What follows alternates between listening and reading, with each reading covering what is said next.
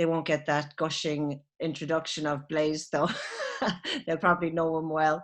But anyway, so I'll go on and I'll do my presentation, and then Blaise is going to do a short presentation as well. And then we want to leave enough time for plenty of questions and answers. I see Brian Matthews is asking me to give him a call afterwards. I'm sure it's to give out to me about my humming and hawing and hesitating, because Brian Matthews, as well as being a business expert, is an expert in public speaking that I have experience from. So lovely to have you here, Brian. So I'm just going to share a screen now and go through my presentation. If I can find it here now, just one moment.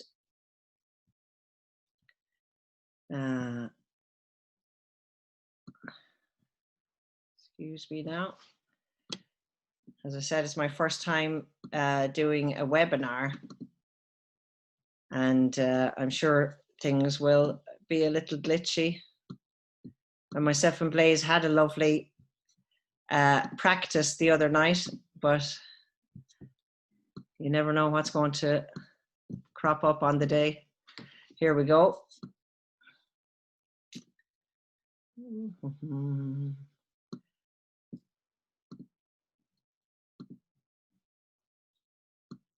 Sorry, I'm looking for my view button now. There we go. And we're in. So, business strategies for COVID-19 and the new normal. So the reason we called it that is because things will not be the same afterwards. Certain things will change forever, but certain basics will always remain the same. And this is from a marketing perspective. And I just thought I'd start by talking about what a strategy is. It's basically just a plan. For marketing, it's a plan that's detailed and it's about achieving success. For a marketing strategy, it has to be based on your brand values, your brand personality, etc., and must be focused on a goal. Nobody would have had Corona in their strategy. Not the best businesses in the world would have had it in it, but they were prepared to deal with it because they had built up a strong customer relationship, had multiple sales channels established, and had very strong brand loyalty. Also, what I see is that the companies that are handling it well too are innovative and agile. They're able to be flexible to change. They have the culture within their company where they're used to change and they do it quite easily. So whatever comes, Corona has been an awful disaster for so many people. It's really terrible, but it's not going to be the only bad thing that happens in future years. And I suppose the message that I want to give throughout this presentation is that if our brand strategy and our marketing strategy is strong and is integrated, that means it includes lots of different ways to reach customers and lots of different ways to engage them and encourage them to buy. It'll protect us no matter what the next disaster is. So the first thing I just wanted to look at is the customer relationship. It's very important to have a direct connection to your customer so that you can nurture a relationship with them. It's not great when you kind of wait until you need to hit a sales target or things have gone bad to then try quickly to start talking to your customer and find out what's relevant to them, etc. It's really important to do it all the time. It's an ongoing thing. Marketing is an ongoing thing. It's like gardening. You have to go out and do a bit of weeding every day, or if you just go and buy a load of plants, stick them in the ground and come back 2 months later, everything is dead. The very same thing with marketing and with your customer relationship. An email database is a great thing to do. I mean, everybody got frightened when GDPR came in, but I think that we need to get over that. A lot of companies have done so effectively. We need to get people to opt in to hear from us. In order to do that, it's actually hard work. Sending a newsletter should be hard work to make it compelling, so that it gives people a really good reason to hear from you, not just a hard sales message. And it has to be done regularly. You have to, as I say, nurture that relationship so that you're talking to them on a regular basis, you're being relevant, and you're having compelling reasons for them to go to your website and have a look at what you have to buy. There must be a link to sales. So the idea is, with the customer relationship, that you talk to people on a number of different platforms. There is no magic wand. social media needs to work with the website and with media offline. We should be supporting local press, the local printed press, the national press as well on another level, and radio, etc. If those things didn't exist, we would really miss them. I know from my own experience, we're trying to send out press releases the whole time when we have them, when we're lucky enough to have them, and we get annoyed if the local press doesn't support us and print us. But we need to support them as well. And actually, media is being consumed more now. More traditional media is being, people are reading papers from cover to cover because they want to find out more. It's a good idea to support them to a certain extent as well. So try to integrate all of your media, and you choose your media according to where your customer is likely to be. I just picked up an example there from a client that I've worked with for a number of years, just to show what I mean by this. And the client is Liberty Blue. And Liberty Blue's goal is that they want to be the #1 expert in property in Waterford. So we created a sub-brand, if you like, called Waterford Property Watch, which allows Liberty Blue to talk about what's going on in the property market in Waterford with credibility. And so what we do is we look at the statistics from the National Property Register, and we look at Waterford in particular. I don't look at them. The guys in Liberty Blue do it. They're an estate agents. They do sales and property rentals as well.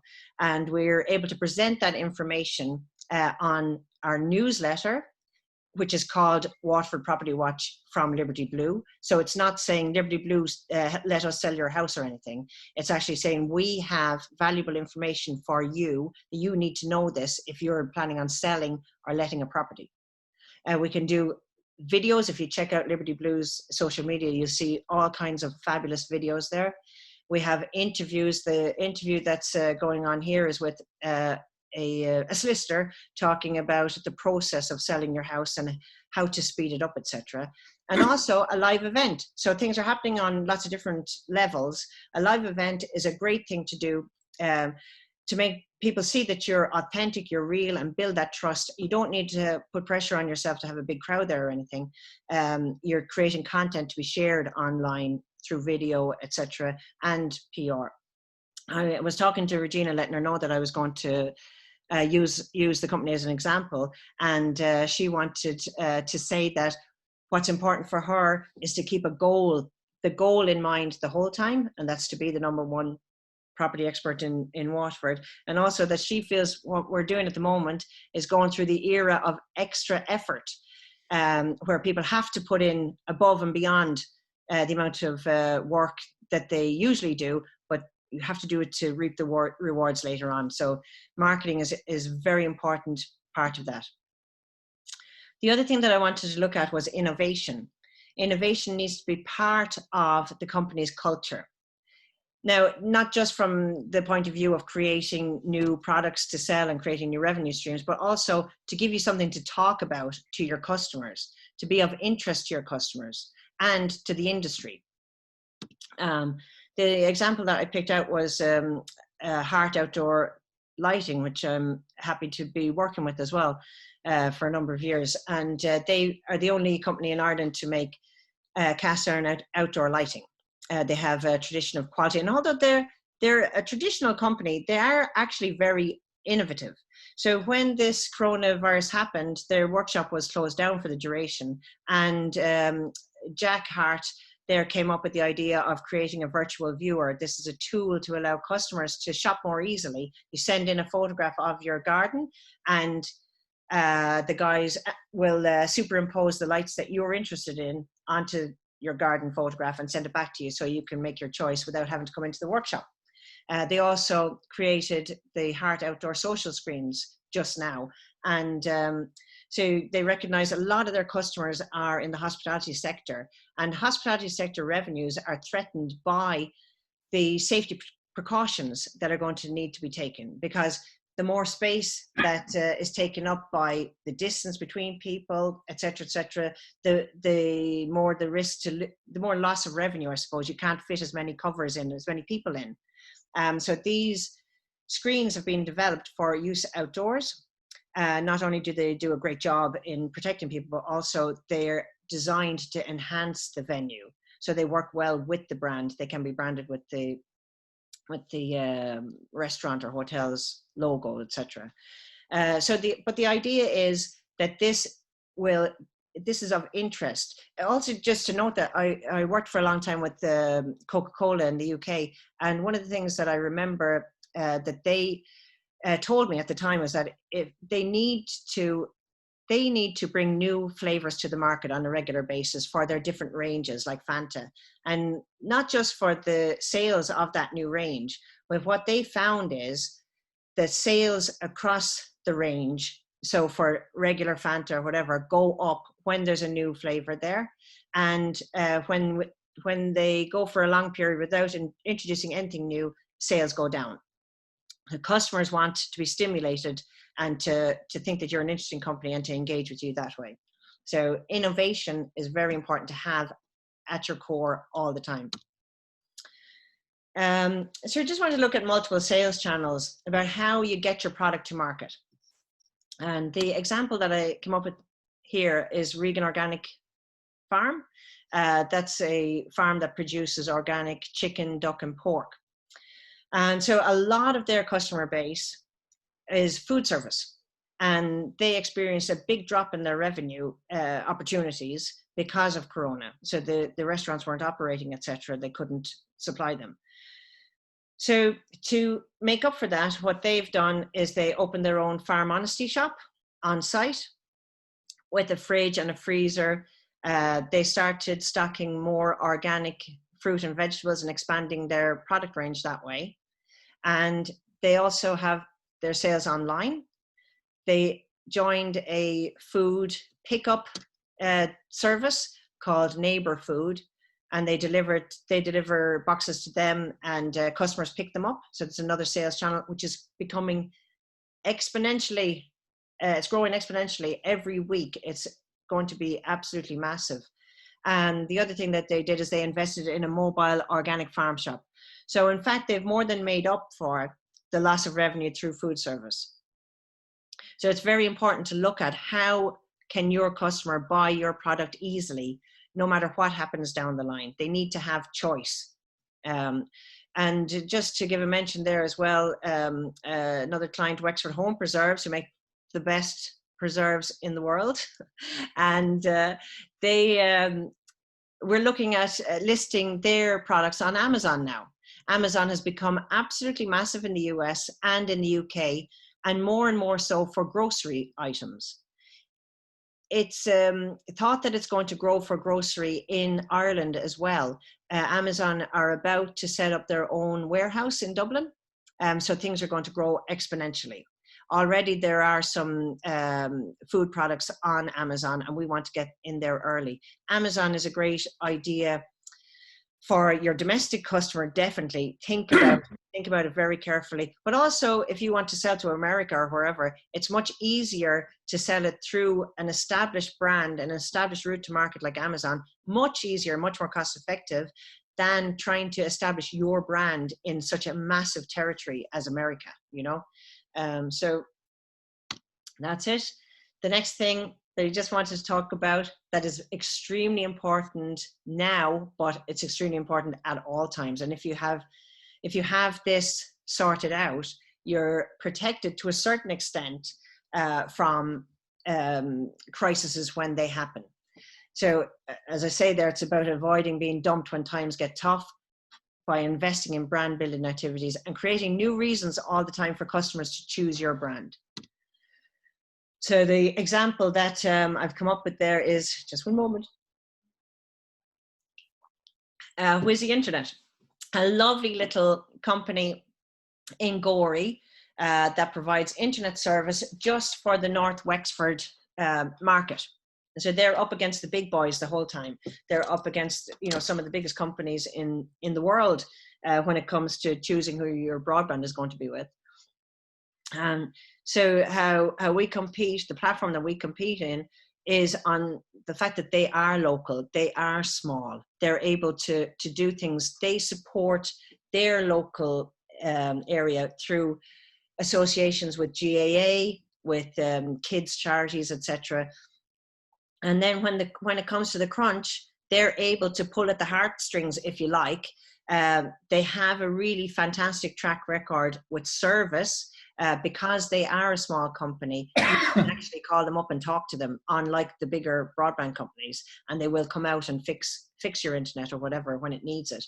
And they're able to call on that when they need to, and get people to stay with them. So we did several different campaigns with them, including an ad when the corona, that was quite topical, about people coming down to holiday homes and the risk of them, I suppose, spreading the virus. When they did, they took the stance of turning down the potential revenue from holiday homes and mobile homes, just turning that down to protect and, I suppose, stand with the local people. And for safety, and means for the protection of the people in the mobile homes too. So they took the decision not to do any connections for mobile homes, and they reaped the rewards for that from the great response they got on social media from their customers. So nearly there, nearly time for Blaze. I just wanted to have a quick word about marketing communication now.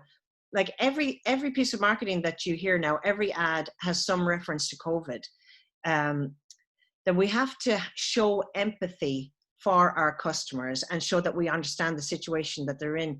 I would recommend actually thinking very hard about your own tone of voice and your own wording. You need to think carefully about how to stand out, because if you have the same message as everybody else, you're going to just be wallpaper. You need to find your own angle on it. The other thing to say is that advertising is at rock bottom prices. This presents a fabulous opportunity to grow. Now, I know we don't like the idea at all of benefiting from a crisis, but we have to make our businesses survive and grow for the good of our economy and for everything else. It's an opportunity for your business to grow. And you know what? It's going to help the papers, the radio stations, the people that you're advertising with. It's going to help them to remain there as well. They're at risk at the moment. So I also said here that it's a great time to experiment with different products, different messaging, different things that you're doing on your website. People are being very forgiving in terms of if you want to try out a new route to market or whatever, it'll be well received by your audience, and there won't be a better time to experiment. People are if your message is right, people will welcome what you're doing. It's time to make the marketing work harder as well, and make sure that your goals are linked to a return on investment. Your advertising is measured and against what you're trying to do, and that you do that the whole time, that you measure it the whole time and make sure it's contributing to the growth of your company. I just have a slide here about estimating the new customer demand, because a lot of companies, when this all started, decided that to cut marketing. Now, I know Blaze had said and will always say that you need to be lean. You need to be lean, and you need to be ruthless when you're cutting costs for the survival of the business. But just to be careful about cutting marketing, because you need to be able to make those sales to keep your company going. So this is a diagram that was presented by a guy called Rand Fishkin, a really good he's an e-commerce guy, online marketing guy from the US. And I thought his thinking on this was very clever in terms of how do you know how much to cut your marketing by? The companies that I work with often have difficulty in deciding how much to spend on their marketing in the first place, and even in good times. And my view is that needs to be linked to your profit, to your gross profit. So it should be a percentage of that gross profit, and you need to measure that the whole time, make sure that you're getting a return on it, and the two should always be linked. But in terms of how much to cut it, we need to make an estimation based on the demand. How do you grow your demand? How much do you need to grow that by? Of course, you have to be very clever with your marketing and make sure it's super effective, even more so than normal. That's it now. Thank you very much for bearing with me. I hope that it was of use. I'm going to stop sharing now, and I'm going to let Blaise Brosnan take over from me. And I hope I didn't take up too much time, Blaise. You can take it away there. Yeah.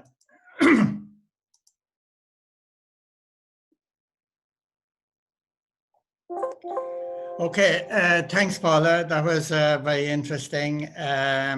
The last point you were making there, I'd agree with it, and I'd re-emphasize it, because without sales, nobody has a business really, and marketing has to have a direct impact on that sale. So, when we talk about lean, and that, I agree that there's lots of other areas that we need to be leaner in.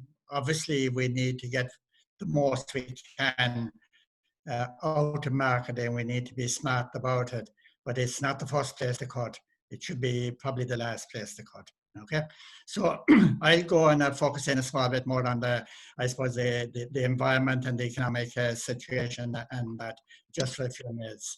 And the slide I have up there, by the way, good morning, everybody. I didn't see, so I'm Blaise here. So the slide I have up there, I have the heading there, greed. Now, you might be surprised in relation to why have I that up there, right? And I'll try and explain it over the next couple of minutes, right? So we're saying that the COVID got us into the position we're in at the moment. We had no choice. It's very interesting to look at the last three big recessions that hit. If you take 1929, if you take the IT bubble in 1999, if you take the recession we've come out of in 2007, 2008, very interesting to watch the market, the movement of the market in relation to each of those three recessions. The market, on average, dropped about 58% over an 18-month period. But because this recession wasn't economically driven, it was health-driven, the market lost 38% in 18 days. So we came off a cliff. It wasn't a gradual, we came off a cliff over about an 18-day period. But that's the way it is. But how are we going to get out of it? And we're saying there that we need to be professionally greedy about our business in order to get out. I was speaking with a business person this morning earlier on there with a meeting, and one of the points I was making to him was that he's back open now, but one has to be careful of this kind of herd instinct. Wearing the green flag, that's all very good. The whole kind of media-driven stuff that we're all in this together, that's fine. But as a business person, you have to be greedy for your own business. I know when I was growing up in Kerry years ago, my mother used to, she had nothing about being selfish. If you were considered a selfish child, that was nearly the last word. But in reality, in business, you actually have to be selfish for the commerce of your own business.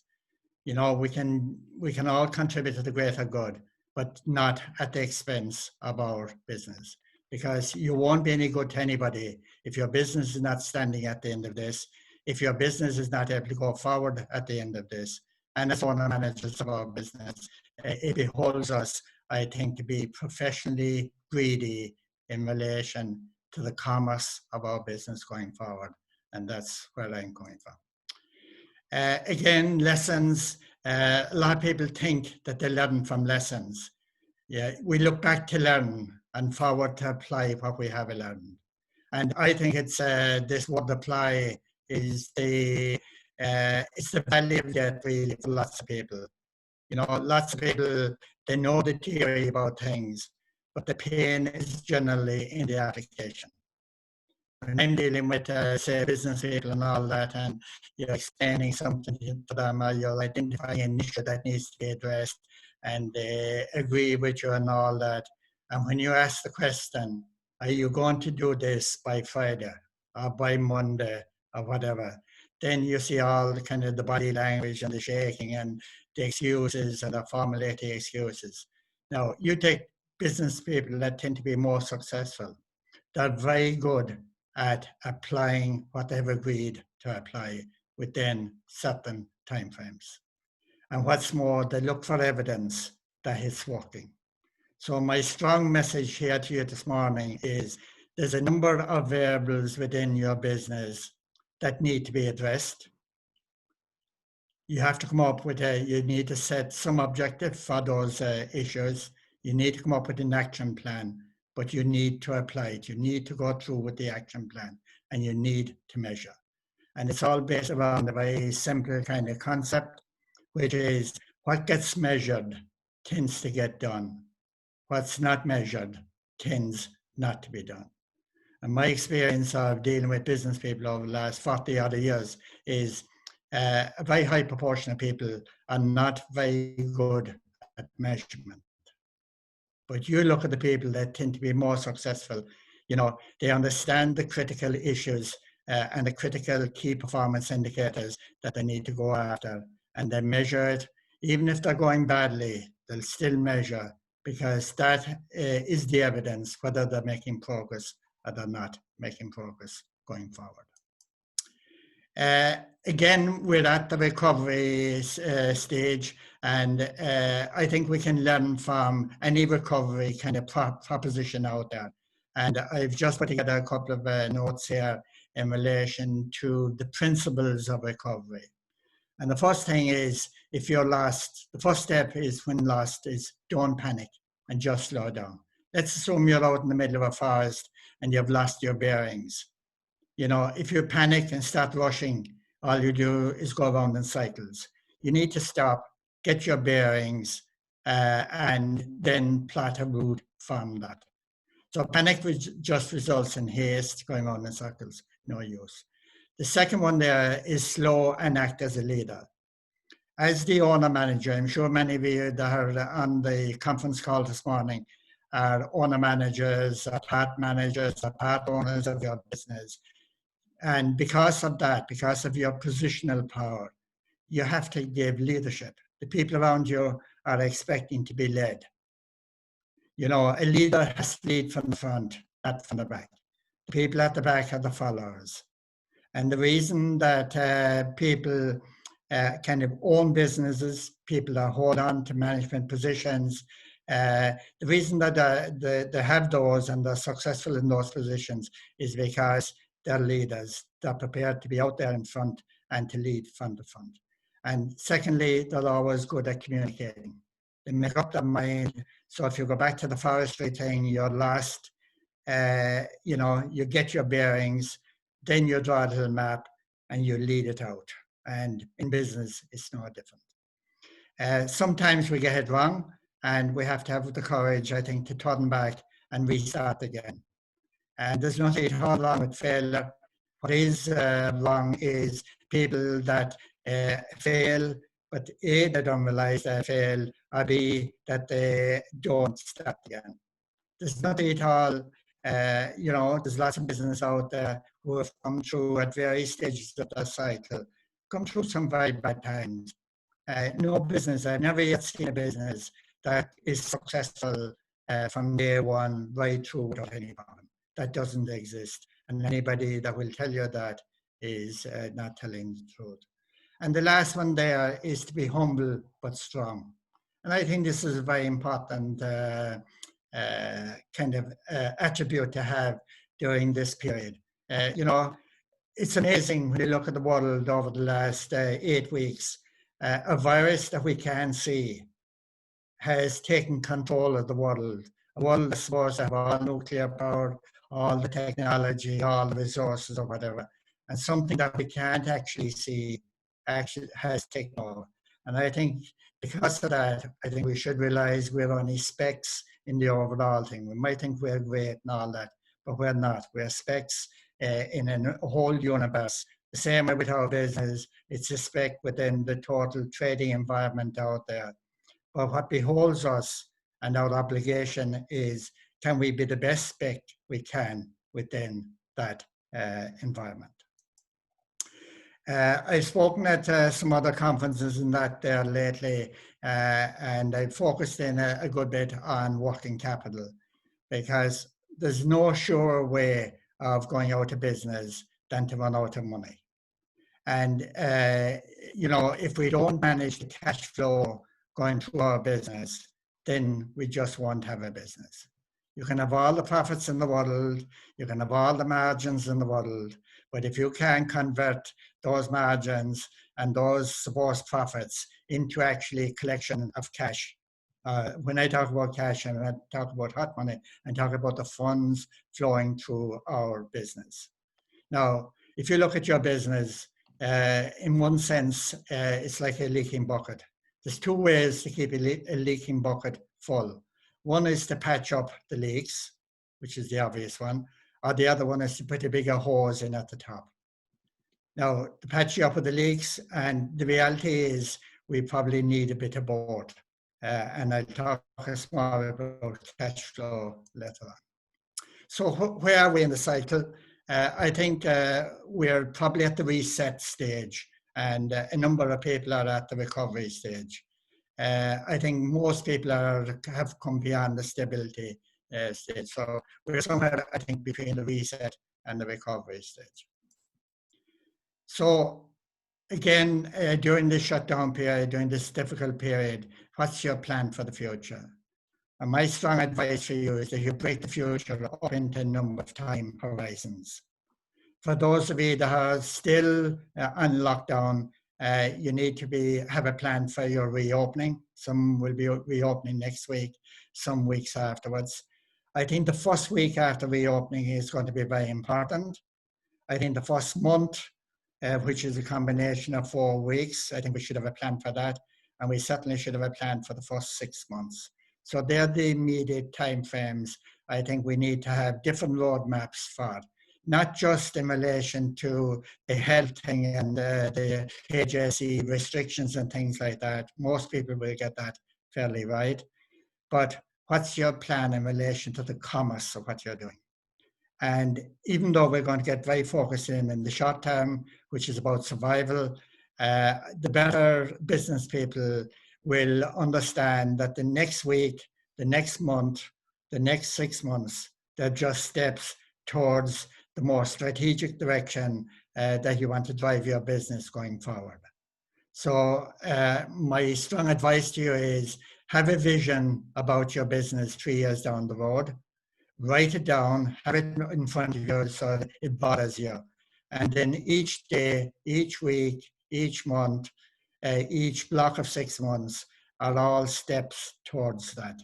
So we have to live in the short term, but there's no point in living in the short term if it's not for a purpose. One of the questions I'm often asked when I speak at conferences and things like that, and I've been asked it hundreds of times over the years, what's the most important ingredient in relation to business success? And you can answer that lots of different ways, but I have a standard answer because it's a standard question. And my standard answer to it is clarity of purpose. I've never yet met a successful business person that wasn't clear about what he or she wanted their business to be and what they wanted out of their business going forward.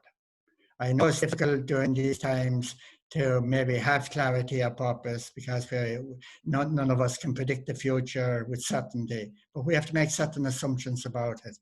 And like all cycles, this cycle will pass too. If you look at the economic cycles over the last 100 years, irrespective of the trigger points, they all take a shape.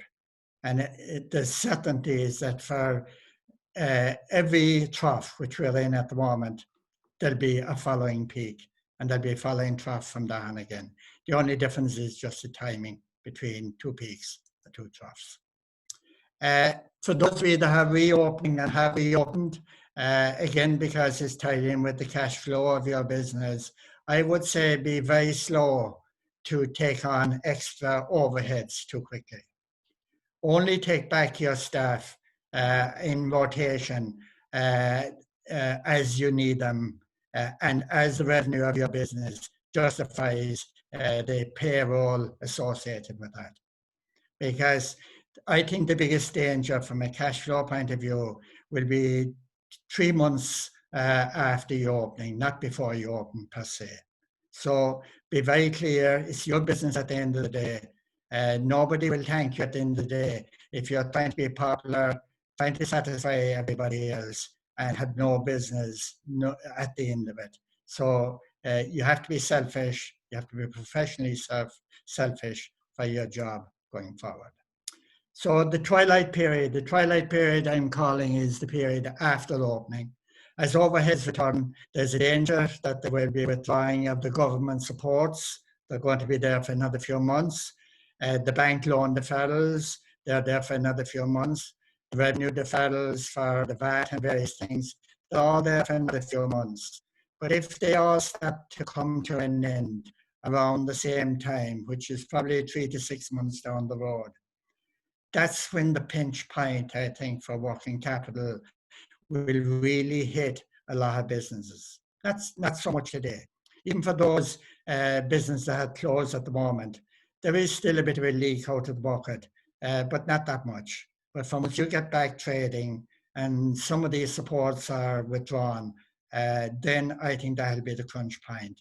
And my strong advice to people in authority and the government and whoever else, decision makers, will, for God's sake, stagger the timing of the withdrawals of all of these things. Because if they all coincide, I think they'll lead to a disastrous situation down the line. In order to prepare yourself better to do that, irrespective of whether you're a one-person operation or a 1,000-person operation, doesn't make any difference. You do need to have what we call a flowing cash flow statement. And by that I mean is you're plotting the money into your business over the next number of weeks versus the money going out over the same period of time. And the flowing thing is that when one period is finished, so when 1 week is finished, you add another week to the end. So it's flowing, you never come to the end of it.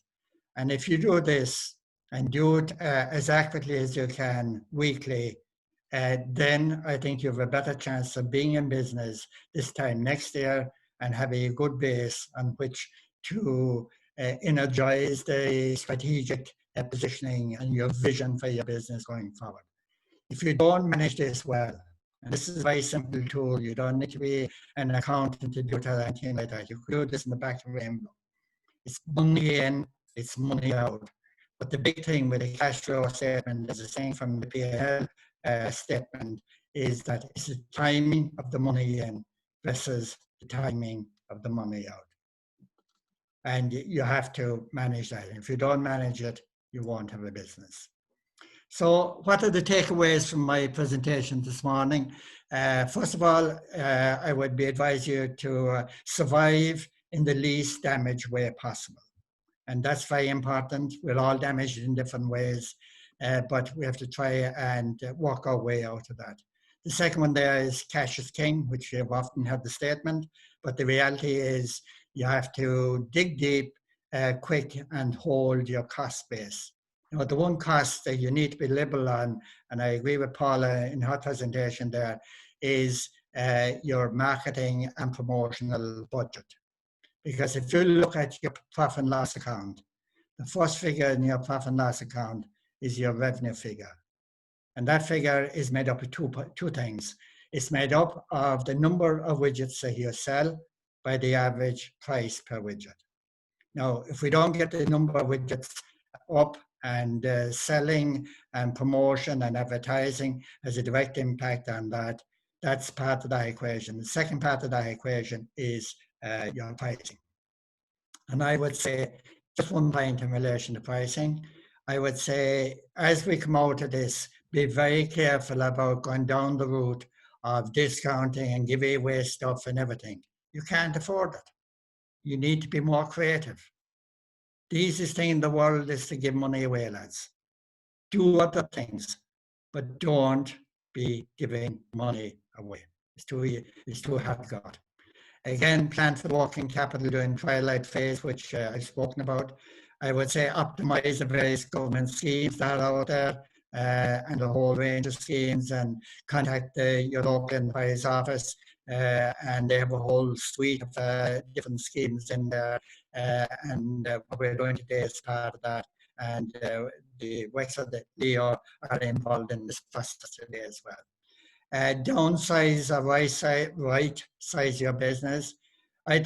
From our experience over the last 8 to 9 weeks dealing with companies, I think lots of companies have got good value from this down time, where they have kind of rejigged their business model, maybe rejig the layout of their business, come up with various templates and processes and that. And I think some people have got fantastic value of using the time. Others probably have wasted it. There is opportunities created by the Covid-19.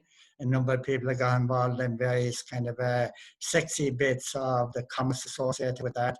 The one thing to be very, very careful about there, I think, is that cycle of for PBS stuff and all that, that cycle will come to an end as well. And be careful that you're not overstocked. If you're in that game, that you're not overstocked, that you have to anticipate where the inflection point might come in relation to that. I'm nearly finished, Paula. You're grand. What happens next?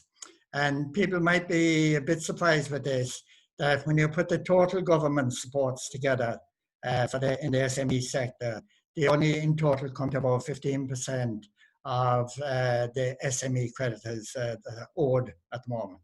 So even though there appear to be lots of schemes out there and all of that, the amount of money that's owed to SMEs versus the total schemes only about 15%. One of the problems with some of the schemes and that, and the government, and I heard the minister talk about it the other day, is even though the schemes are fantastic, it's how quickly that money can get back from a working capital point of view into the business, right? The other thing is the difference between, say, grants and loans. If you look at the balance sheets of a lot of small business, they just can't afford to take on extra loans. So a lot of the help that they need needs to be in a grant form, as distinct from a loan form, or some combination of that. And they need to be given time to be able to work their way through it. So if you take the microfinance scheme that's there at the moment, which is twice as good as it was pre-COVID, you have the first 6 months is interest-free. It's a 3-year cycle of that. So there's a bit of time in there. There's a bit of leeway in that. Even though it is a loan, it's not a grant, there is a bit of flexibility in that. And the last point I want to make there is that the insolvency model that's there out there at the moment, I'm not too sure that will be flexible enough to take on maybe the bottom of cases that might come down the track 3-6 months down the road. So the legislators probably need to look at that as well, because it's not that easy to close a business. It's not just about turning the key at the door and walking away. There's a process there that needs to be gone through. So in some way, what am I saying? I'm saying we will get through this cycle. Good operators and good business people always come through at the end of the day. And we have a choice. And what I'm finding out there really is, and the people I'm talking to every day and all that, I think business people are very resilient. And I think that the majority of the people, certainly that I'm dealing with, I think the majority of those will come through, and there'll always be casualties, but there's always casualties. But the good people will always come through. I think the people are not as good at business and not as decisive about making decisions in that. I think they'll probably get caught in the macro negative environment that's out there. So that's my 3 halfpennies worth, Paula. Thanks, Blaise. That was absolutely brilliant, as per usual.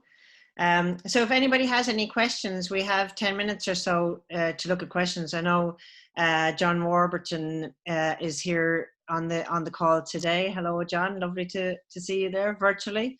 And a question that John had was about the percentage of profit that should be invested in marketing. And I'll let you answer, Blaise, but in my experience, especially working with small business, it varies so widely. It's unbelievable. And small businesses are kind of cagey about talking about it. It's like they don't want to admit that there's something spent on it.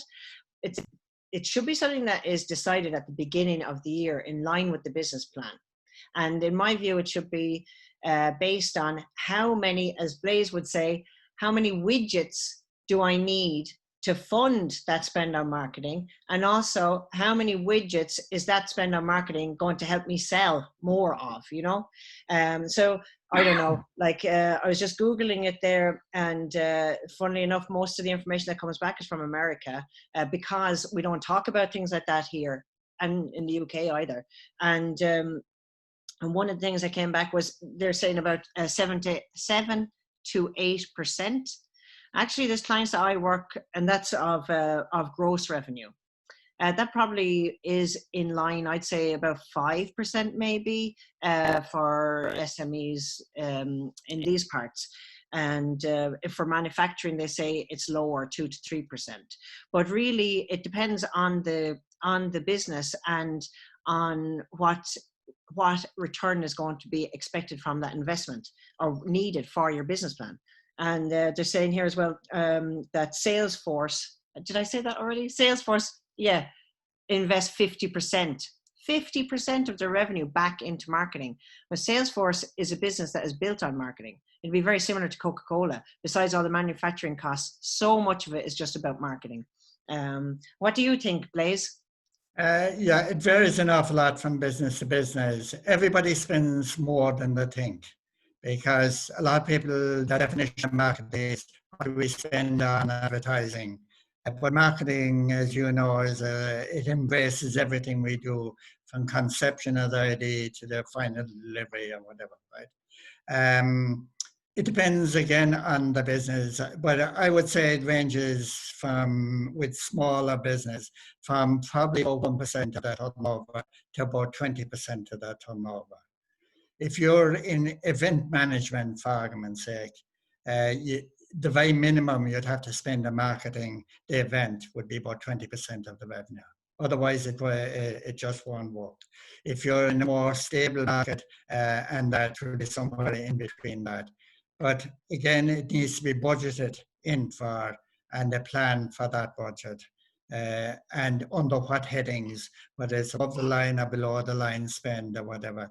But it's amazing when it's all put together. A lot of companies are spending a lot more in the broader definition of marketing than they actually realize. But they're spending it, but they don't necessarily manage the budget the same way as they'd manage energy budget.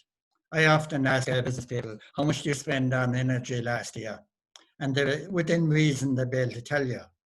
When you ask them how much did they spend on marketing last year, they have no idea. Often, no idea. Because often they're reacting to other people's requests for sponsorship, for putting in ads, for various things. You know, they're working to other people's agendas rather than managing that budget, which is a critical budget, because it's the budget that has the biggest impact on the top line. Instead of managing that budget, they're allowing themselves to react to other people's agenda. And I think that's wrong. Very good, very wise, Blaise. We have 3 questions here at the moment, which is great. So we'll take them in the order that they came in. Adrienne Burke has asked a great question. How do you recruit a digital marketer for a blog and outreach for 2 days per week? Any ideas on this?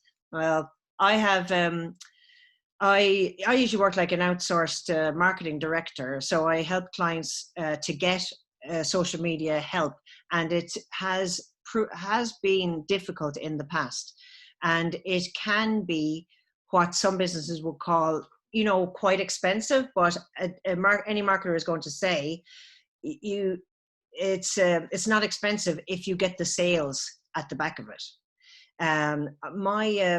There's plenty of great people providing that service in Wexford and in the southeast now. If you Google, you're going to get loads of people coming up. My advice would be, whoever you want to ask for quotes from or whatever, ring up one of their clients and just ask them, how do they get on with them? What kind of reporting do you get? What kind of results do you get? One of the big issues that I find with clients is there's a huge lack of understanding between what the digital marketing expert is doing and what the client understands they're doing, the return that they're seeing. There's a client who wants sales, they want the money in the till, and the digital marketing person is telling them that this campaign worked because of engagement, because of this, that, and the other. And the client is like, yeah, but where's my money in the till? So that ends up being a frustrating relationship. And it's very important to get that right from the beginning. My advice would be, get a few quotes from the good practitioners that are here locally in the Southeast, and talk to people, the clients that have worked with them before. Would you agree with that, Blaise? Yeah, I would, yeah. Yeah. Yeah. And, and it isn't that one is better than the other or anything like that, but certain people or certain styles suit different business. And I think one should be, if you're purchasing marketing capability from an agency or somebody, you should be just as discerning, I think, in that, even more discerning in that, than if you were taking in somebody to plumb the place or to do some other, install a machine or whatever it is. Why? Because if you look at your profit and loss account, your first figure in that is your revenue. And what's the biggest input of that? Influence on that, and it's your whole marketing. But people need to understand that marketing is it's a whole integrated thing. It's not just about advertising. Yeah. Okay. The next one is from Claire Cody, and she says, "Hello, Blaise and Paula. Great presentation. And my business is due to reopen on July 20th, but I need working capital. What is my best option going forward? She says she can't afford to take out another loan, already paying back, which a lot of people, I'm sure, are in the same situation. What is my best option going forward? Microfinance. I've been approved for online trading to get my e-commerce website redesigned." I just want to make one little comment before Blaise takes it over, and to be careful about the website, to make sure that your e-commerce marketing, you have some kind of a strategy in place going forward. I was only thinking about it this morning and thinking that getting a website done is like getting a great shop built and getting the outfitters coming in and fitting out the shop really well. But actually you need the sales staff, if you like, in there the whole time. A shop needs a lot of work on an ongoing basis. So any e-commerce site, talk to e-commerce experts, do the work yourself, get into it yourself as well. But anyway, what do you think, Blaise, would be a good solution for Claire? Well, it's a difficult scenario, but a pretty common scenario out there at the moment, right? Part of the reason that there's a lack of working capital in business is for a number of reasons. One, they're probably not working at the proper margins that they should be. They're probably not as good at the negotiation of buying as they should be. And a critical one is they often spend the available money they have invested in a machine or a car or something like that, right? I was speaking with a company up the country yesterday, and they have a shortage of working capital. They can't take on any more loans, but they're carrying 250,000 euro of stock. So my advice to them is they need to liquidate 50,000 euro of stock within the next 3 or 4 weeks in order to get that money back in. Adding more loans with that is no use. And there's a golden rule in relation to money. It can't be in two places at the one time. If you're owed money and it's your money, but it's in somebody else's bank account. So I would say you have to look at your debtors, you have to look at your stock, you have to look at, have you financed some machines or factory fit out or whatever it is? Can that be refinanced in some shape or form? You have to release the money that's within the system that's probably blocked somewhere. And they're the three main areas: debtors, stock, and investment in machines or whatever it is. And see, can any of that be loosened up? The other option then is, can some equity be brought into the business from whoever, family or whoever it might be, if you can't take on an extra loan. But other than that, there's no magic wand, I'm afraid, Claire. If Okay. Claire wants, if you want to pass my details to Claire and she wants to give me a call later on today, I'll talk privately to her about it. I don't know her business, so it's difficult for me to give Yeah. accurate information. Thank you very much, Blaise. It's a thorny issue, all right. I have a message from Mr. Jack Hart, who is on the call as well. Hello, Jack. Hi, Jack. And Jack says, a question, he says, Doctor, heal thyself. Because he says, or a question for Paul or Blaise, what have each of you done to change or adapt your own businesses over the past couple of weeks? That's a great one.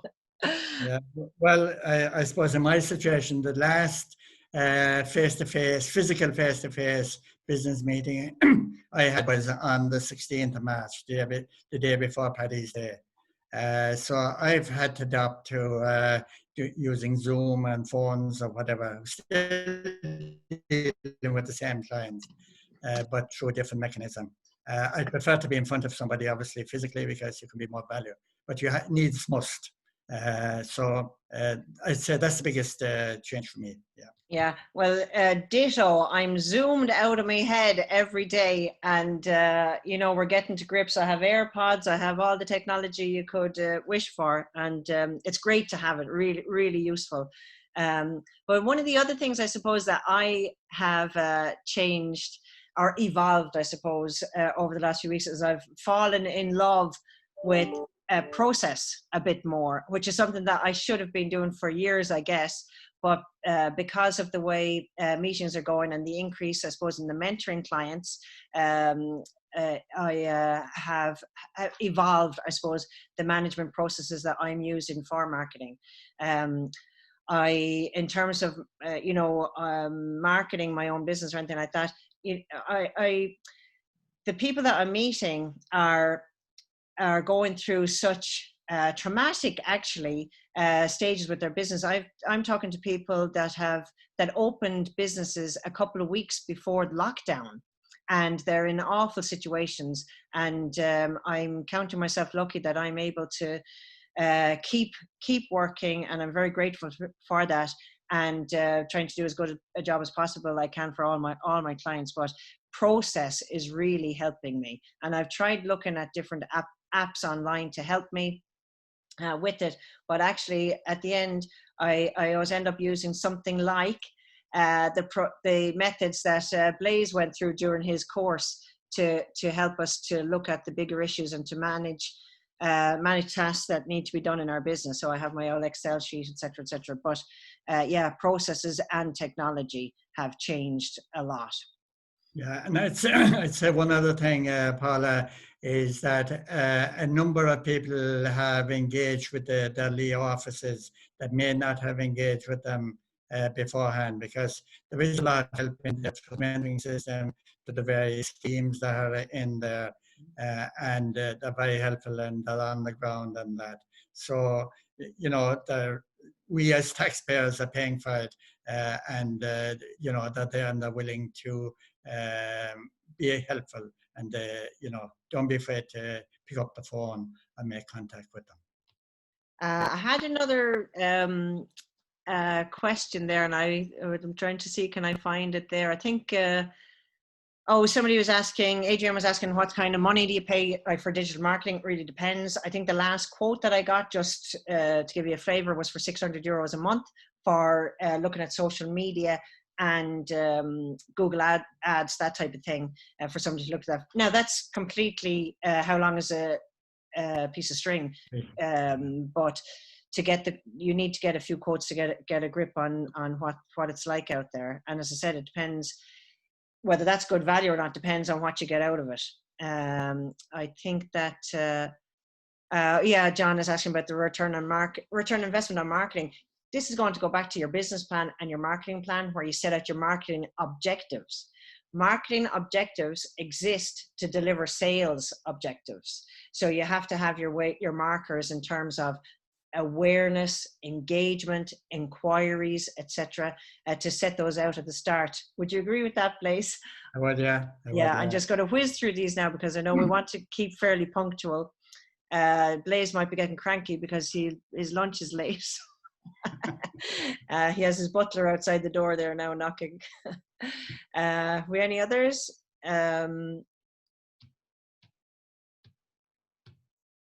That's about it. I think Adrienne had some other questions there about the cost. Was it for 2 days a week? It really depends what you ask to have done. You have to do a detailed brief.